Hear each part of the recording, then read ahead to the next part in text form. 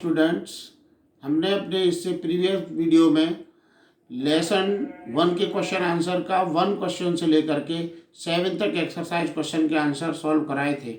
आज हम अपने इस वीडियो में क्वेश्चन 8 से आगे के क्वेश्चन आंसरों के लिए आपको मार्गदर्शन देंगे कि आप किस प्रकार से उन्हें हल कर सकते हैं। लेसन 1 का क्वेश्चन नंबर 8 देखें। निम्न अभिक्रियाओं के लिए संतुलित रासायनिक समीकरण लिखिए एवं प्रत्येक अभिक्रिया का प्रकार भी बताइए।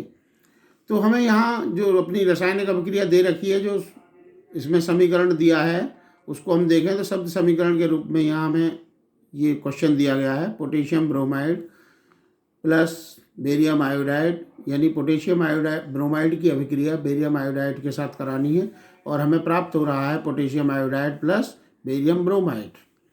तो हम यहाँ पोटेशियम ब्रोमाइड का सूत्र लेते हैं, KBr एक्वस फॉर्म में है, BaI2 बेरियम आयोडाइड, और हमें प्राप्त हो रहा है potassium iodide 2 molecules BaBr2 aqua. और इसका जो अभिक्रिया का जो प्रकार है, जब हम इस अभिक्रिया के प्रकार पर प्रकाश डालते हैं तो हमें ये दिखाई दे रहा है कि यहाँ पर जहाँ Br लगा हुआ था पोटेशियम के साथ में, वहाँ विस्थापित होकर के आयोडीन लग गया है, और बेरियम के जहाँ आयोडीन लगा हुआ था उसके स्थान पर ब्रोमाइड लग गया है, ब्रोमीन।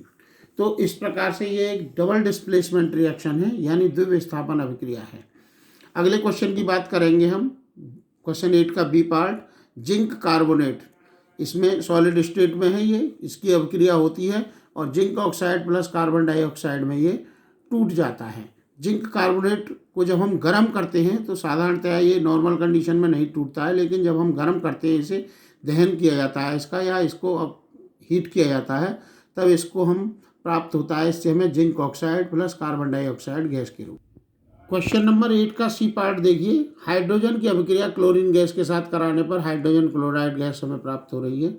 तो हम इसको देखते हैं। तो हाइड्रोजन का फॉर्मूला H2 + Cl2 = 2HCl, ये गैस हमें प्राप्त हो जाती है। अगली अभिक्रिया है मैग्नीशियम प्लस हाइड्रोक्लोरिक अम्ल = मैग्नीशियम क्लोराइड प्लस हाइड्रोजन। इसमें जो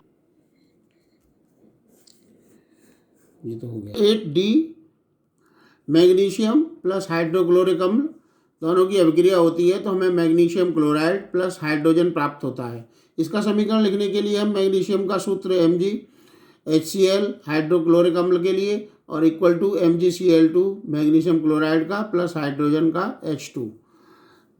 इस समीकरण को बैलेंस कर लेते हैं। Mg + 2HCl = MgCl2 + H2, क्योंकि हाइड्रोजन गैस के रूप में हमें मिलेगा यहाँ। तो हम इसे देखें तो अभी हमारा बैलेंस इक्वेशन है, और यहाँ पर इन अभिक्रियाओं में ये भी पूछा गया है कि किस प्रकार की ये अभिक्रियाएँ हैं। तो पहली वाली जो अभिक्रिया थी, यानी A वाली, द्विविस्थापन हो रहा था इसमें। दूसरी में हम जो अभिक्रिया देख रहे हैं उसमें वियोजन अभिक्रिया हो रही है, एक सब्सटेंस 2 में टूट रहा है।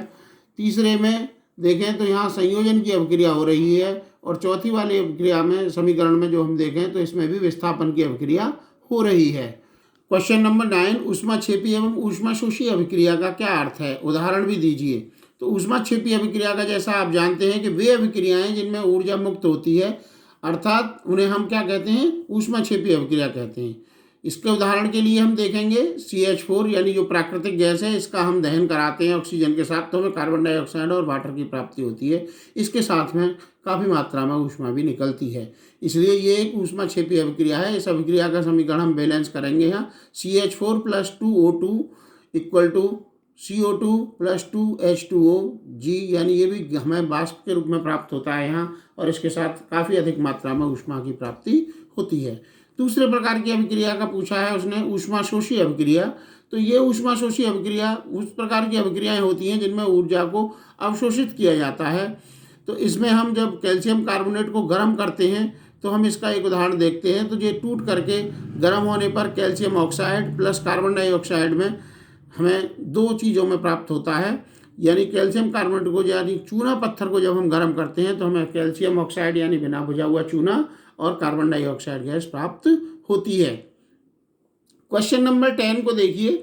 श्वसन को ऊष्माक्षेपी अभिक्रिया क्यों कहते हैं, वर्णन कीजिए। तो श्वसन, हम जानते हैं कि श्वसन एक ऊष्माक्षेपी अभिक्रिया है, क्योंकि इस श्वसन में जो क्रिया होती है वास्तव में उसमें श्वसन के द्वारा प्रत्येक जीवधारी अपने अंदर ऑक्सीजन को ग्रहण करता है और उस ऑक्सीजन के द्वारा ही रक्त में भोजन का पाचन होता है, यानी भोजन एक तरह से जटिल अवयवों से सरल अवयवों में टूटता है। अगर इसका समीकरण लिखें हम तो C6H12O6 + 6O2 = C6CO2 + H2O 6H2O और एंड ऊर्जा, और इसमें क्या मिलता है, हमें ऊर्जा प्राप्त होती है।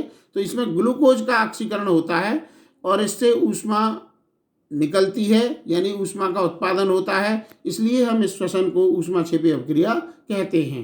क्वेश्चन नंबर 11 देखेंगे, वियोजन अभिक्रिया को संयोजन अभिक्रिया के विपरीत क्यों कहा जाता है। अर्थात जो हमारी जो अभिक्रियाएं हैं ये दोनों एक दूसरे के विपरीत अभिक्रिया हैं, तो इनका एक समीकरण के द्वारा आपको यहाँ लिखना है। तो वियोजन अभिक्रिया के लिए आप लिखें, इस प्रकार लिख सकते हैं, वियोजन अभिक्रियाएं वो अभिक्रियाएं होती हैं जिनमें कोई यौगिक 2 या 2 से अधिक यौगिकों में विघटित हो जाता है। जिस प्रकार से CaCO3 यानी कैल्शियम कार्बोनेट को जब हम गर्म करते हैं तो CaO यानी कैल्शियम ऑक्साइड और कार्बन डाइऑक्साइड गैस हमें प्राप्त होते हैं। दूसरे प्रकार की अभिक्रिया है संयोजन अभिक्रियाएं, जिनमें 2 सरल पदार्थ आपस में संयोग करके एक यौगिक का निर्माण करते हैं। जिस प्रकार से यहाँ हम देखें तो CaO यानी कैल्शियम ऑक्साइड प्लस वाटर मिलकर के एक कैल्शियम हाइड्रोक्साइड का निर्माण कर रहे हैं। इन अभिक्रियाओं को आप देखें तो ये दोनों ही एक दूसरे से विपरीत हैं। क्वेश्चन नंबर 12 देखेंगे, उन वियोजन अभिक्रियाओं का एक एक समीकरण दीजिए जिसमें ऊष्मा, प्रकाश एवं विद्युत के रूप में ऊर्जा प्रदान की जाती है। यानी ये इन तीनों की उपस्थिति में होने वाली एक एक अभिक्रिया का आपको उदाहरण देना है। तो कैल्शियम कार्बोनेट को जब हम ऊष्मा देते हैं तो वो calcium oxide plus carbon dioxide में टूट जाता है, ये ऊष्मा की उपस्थिति में, यानी गर्म करने पर ये हमें प्राप्त होता है। दूसरी उदाहरण है प्रकाश का उदाहरण। इसमें सिल्वर ब्रोमाइड को जब हम सूर्य के प्रकाश की उपस्थिति में रखते हैं तो हमें सिल्वर और ब्रोमीन प्राप्त होता है। तीसरा उदाहरण है, इसमें तीसरा पूछा है उसने विद्युत के रूप में। तो विद्युत के लिए हम एक जल का उदाहरण लेते हैं, जल का विद्युत अपघटन कराते हैं, विद्युत प्रवाहित करते हैं और हमें हाइड्रोजन और ऑक्सीजन गैस प्राप्त होती है, इसे हम जल का विद्युत अपघटन भी कहते हैं। क्वेश्चन नंबर 13 को ध्यान से देखिए, विस्थापन एवं द्विविस्थापन यानी displacement and double displacement reactions में क्या अंतर है।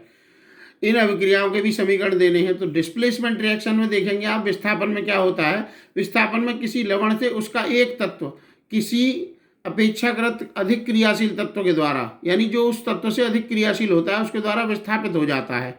जिस प्रकार से हम एक उदाहरण देखेंगे, कॉपर सल्फेट के विलयन में जब हम जिंक की अभिक्रिया कराते हैं तो हमें ZnSO4 का विलयन प्राप्त होता है और कॉपर हमें अवक्षेप के रूप में नीचे प्राप्त हो जाता है।